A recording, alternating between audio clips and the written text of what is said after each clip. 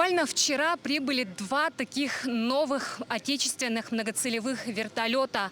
Одному из крылатых тружеников неба присвоено гордое имя «100 лет авиации Якутии». Очень хорошая техника, очень хорошо себя показывает в зимних условиях. Техсостав доволен.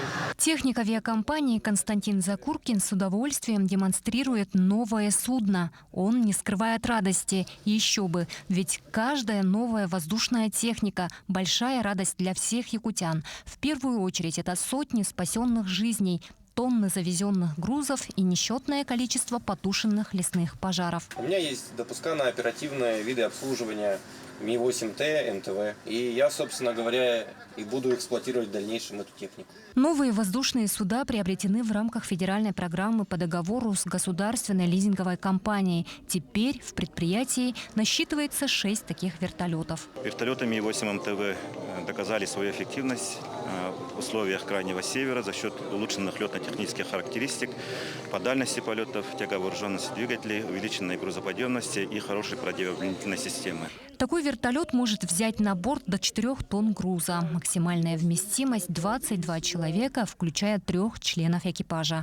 Судно может летать со скоростью до 250 км в час. Длительность же полета этой модели увеличена за счет дополнительных топливных баков. Из многофункциональных вертолетов это лучший вертолет. На нем установлены лучшие двигатели на сегодняшний день. Таких двигателей нет ни у американцев по такой эффективности, такой мощности. Нет ни у европейцев.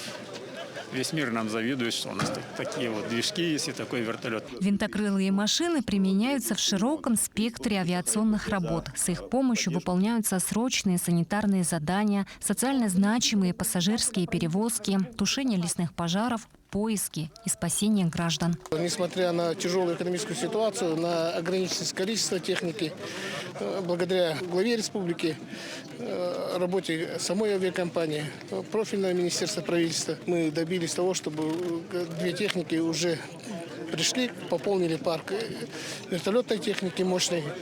Их у нас ограниченное количество. И уверен, что они будут достойно служить. Поставка новой техники повысит надежность воздушного сообщения в труднодоступных районах республики, где авиатехника зачастую является единственным круглогодичным транспортом. Виктория Готовцева, Джулустан Иннокентьев, Маган.